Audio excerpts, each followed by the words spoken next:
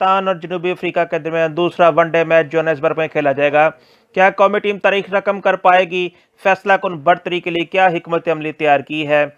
इस बारे में सब बताते हैं, लेकिन अगर आपने हमारा चैनल सब्सक्राइब नहीं किया तो वो कर लें। नाजरीन, जोहान्सबर्ग में ग्रीन शर्ट्स सीरीज जीतने और प्रोटीज सीरीज बचाने के लिए मैदान में उतरेंगे। सीरीज के पहले मैच में फतह के बाद बाबर 11 तारीख बनाने के करीब है। आज ग्रीन शर्ट्स ने सेंचुरियन का एक्शन रिप्ले कर दिया तो वो 2013 के बाद जनूबी अफ्रीका में वनडे सीरीज जीतेंगे।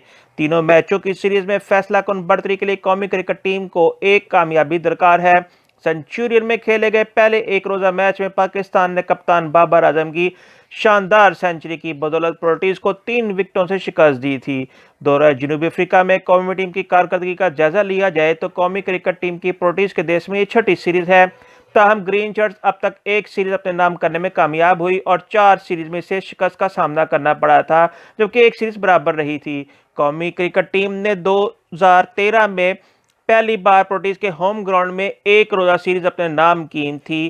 प्रोटीज के खिलाफ एक रोजा सीरीज के बाद T20 सीरीज भी खेली जाएगी। बाद कौमी टीम दौरा जिम्बाब्वे के लिए रवाना होगी। मजीद वीडियोस के लिए देखते रहें नवाइद दरवेश।